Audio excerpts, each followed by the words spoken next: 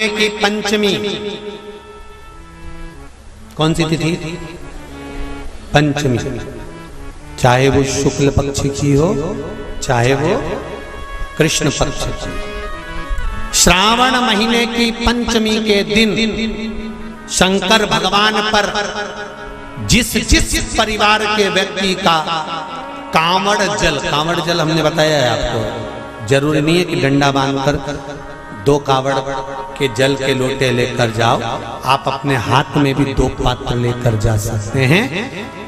पंचमी तिथि के दिन हाथ में 2 लोटे जल के, 2 कलश जल के जब हम शंकर भगवान को चढ़ाते हैं तो ऊपर जो कमंडल होता है शिव जी के ऊपर जलधारी होती है, जिसमें जया, विषहरा, शामली, बारी, दौतली और देव शंकर भगवान की 5 बेटियां जिसमें विराजमान होती हैं। जब हम जल समर्पित करते हैं, हमारे पीढ़ी में, परिवार में अगर कोई अधोगति में मर गया होता है, कुंवारी अवस्था में चले गया होता है, गर्भ में मर गया होता है, गर्भ के बाहर निकल कर भी अगर कुंवारी अवस्था में चले गया होता है, तो श्रावण महीने की दोनों पंचमी पर परिवार का अगर कोई एक व्यक्ति भी जल चढ़ा देता है शंकर भगवान पर, तो सर्प की योनि में नहीं पड़ता, जीव मुक्त हो जाता, प्रेत योनि में सर्प की योनि से मुक्त हो जाता।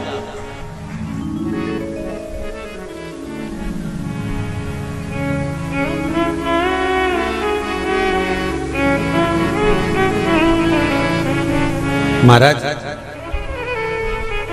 हमारे यहाँ सांपों की पूजन कौन से दिन होती है, कौन सी तिथि में करते हैं? जम के बोलो जरा। नाग पंचमी। नाग पंचमी का मतलब क्या है? सांपों की पूजन करो। नाग पंचमी का मतलब होता है शंकर जी के मंदिर में जाकर 1 लोटा जल समर्पित कर दो। उसका कारण क्या है कि हमारे परिवार में, हमारे कुटुंब में कोई कुटुंब में, परिवार में कोई 7 पीढ़ी के अंतर्गत भी अगर कोई जीव तड़प रहा होता है, पड़ा हुआ होता है, उसकी मुक्ति नहीं होती है, तो पंचमी का चढ़ा हुआ जल उस जीव को प्राप्त हो जाता है और वो जीव तर जाता है, उसका फिर जन्म नहीं होता, वो तर, इसको मुक्तता कहता है,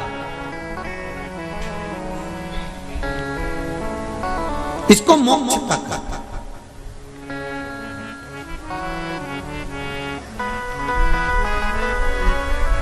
ये मुक्ति, ये मोक्ष, इसी को कहेंगे कि ये मुक्तता है।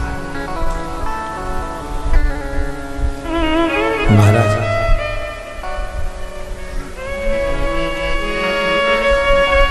गुरुजी, मैं पानी का लोटा चढ़ाते चढ़ाते मेरा पूरा कम से कम मेरे को 8 साल हो गया और मेरी जिंदगी में सुख बिल्कुल नहीं आया।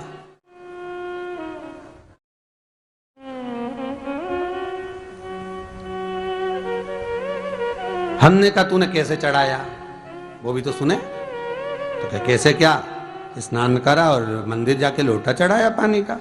अच्छा, अब मैंने कहा तू चुप रहे। उसके पति, यहीं की इसी ऑफिस की बात है, भवानी मंडी से, उसके पति से पूछा, हाँ जी वर्मा जी, सही बताओ पत्नी लोटा कैसे चढ़ाई? गुरुजी, ना जाने कहाँ के महाराज के चक्कर में पड़ी, लोटा भर के पानी चढ़ाने जाए, नहाने के बाद बच्चा इतना सा रो रहा, चिल्ला रहा, पर उसको टच तक नहीं करे, किसी चीज के नहीं छुए, और बिल्कुल कोरी की कोरी साड़ी पहने, धुली हुई, पहले ही बाथरूम में टांग के धर दे, उसको कोई छू नहीं सकता, टाविल टच नहीं कर सकता, और ऐसी जाके शंकर जी के फिर लोटा चढ़ाए। मंदिर में अगर किसी ने छू लिया तो वापिस आ जाए, नहाए धोए फिर जाए। मैंने कहा बस अब तो तू ऐसी जिंदगी भर चढ़ाती रहे तो भोलेनाथ आएगा ही नहीं।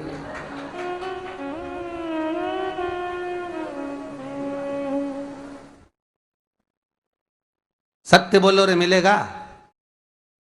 कई लोगों ने पूछा शंकर को रिझाने के लिए कौन से कलर के कपड़े पहने कि शिव राजी हो जाए। शंकर को पाने के लिए कपड़ा बदलने की जरूरत नहीं होती, शंकर को पाने के लिए कलेजा बदलने की जरूरत होती है, शंकर मिल जाता है। कपड़े से शिव कभी नहीं मिला साहब। आप कौन से कलर के कपड़े पहन रहे हो, ये शिव प्राप्त नहीं करोगे हो। सफेद पहन लिए, लाल पहन लिए, केसर के पहन लिया, उससे शंकर नहीं मिल रहा हो। बहुत सारी रुद्राक्ष की माला धारण कर ली, हाथ में भी खूब सारा रुद्राक्ष पहन लिया, यहां पर भी पहन लिया, कान में भी रुद्राक्ष धारण कर लिया, जटा पे भी रुद्राक्ष लगा लिया, उससे शिव नहीं मिलने वाला हो।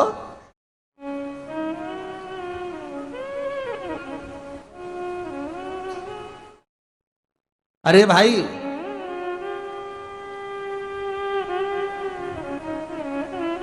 किसके पास में जा रहे हो आप जल चढ़ाने के लिए? जम के बोलिए जरा। शंकर जी के पास। शंकर जी कौन है?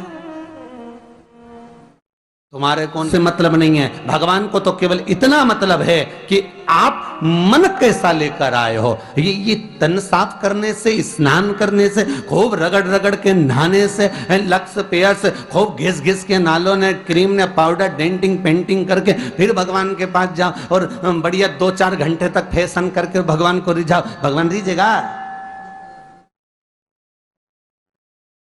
अरे गर्ग संहिता में लिखा है कि शंकर को एक बार प्रणाम करने का फल क्या है कि 10 अश्वमेध यज्ञ के स्नान का जो फल होता है वो मात्र शंकर को प्रणाम करने से मिल जाता है। कितना? 10 अश्वमेध यज्ञ के स्नान का जो फल है शंकर को मात्र प्रणाम करने से मिल जाता है। पर गर्ग संहिता कहती है कि 10 अश्वमेध यज्ञ के स्नान के बाद भी मनुष्य का जन्म वापिस मिल सकता है। मतलब वापिस तुम्हारा जन्म हो सकता है, किसी भी रूप में हो, जन्म हो सकता है। पर शिव पुराण कहती है, गर्ग संहिता कहती है, स्कंद पुराण कहती है, नर्मदा पुराण कहती है कि महाराज इतना जरूर है कि शिव को प्रणाम करने का फल उतना है कि 10 अश्वमेध यज्ञ के स्नान का फल मिल जाता है। पर गर्ग संहिता कहती है कि शंकर के चरणों में अगर प्रणाम कर लिया तो ये पक्का है कि अश्वमेध यज्ञ का फल भले कट जाए पर शंकर के प्रणाम का फल नहीं कटता, उसका वापिस जन्म नहीं होता और वो शिव का हो जाता, वो शंकर का हो गया, फिर उसका जन्म नहीं है महाराज।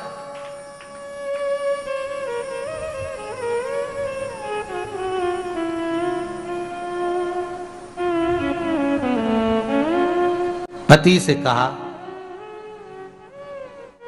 हाथ धो,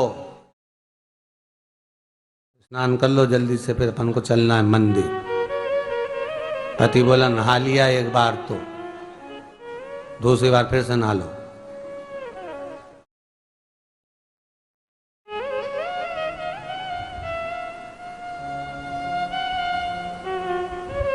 गया, अपनी के ना माने तो कई घर में चंद्र घंटा से माथा भिड़ा,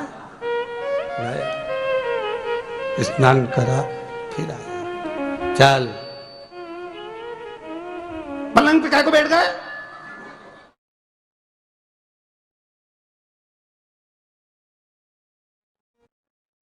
पलंगी तो है।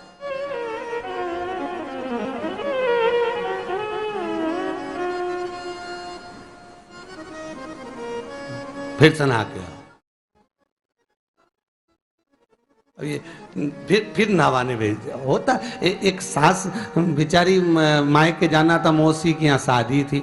अब उसने बहू से कहा बेटा मेरे को जाना है, अपने घर में छोटे से लड्डू गोपाल, उनकी सेवा है, तू एक काम कर कि तू सेवा कर लेगी क्या? हाँ मम्मी, उसमें क्या है, करना क्या तुम बताओ। बस सुबह से 3 बार ताली बजाना, भगवान को उठाना, पात्र में रख के नहलाना, उनको पोंछना, कपड़े पहना देना, इत्र लगा देना, चंदन लगा देना, मुकुट लगा देना, सुंदर अलकावली सब पहनाने के बाद में भगवान को दर्पण दिखाना। जब भगवान को कांच दिखाए, दर्पण दिखाए, भगवान मुस्कुरा दे, तब भगवान को भोग लगा देना। हाँ मम्मी इतना तो मैं करूंगी, और बाद में भगवान को वापिस सुला देना। हाँ इतना सा कर लूंगी। सास बिचारी कह के चली गई।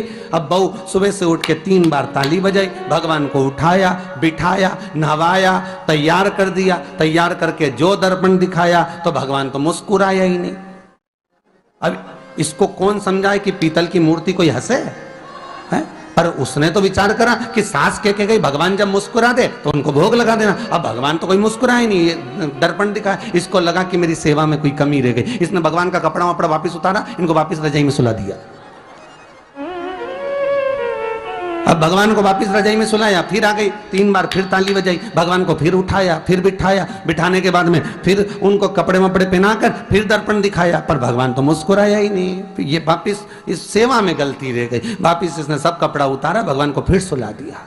सुबह 8 बजे से नहवा रही, कपड़े पहना रही और सुला रही। 1 बज गई,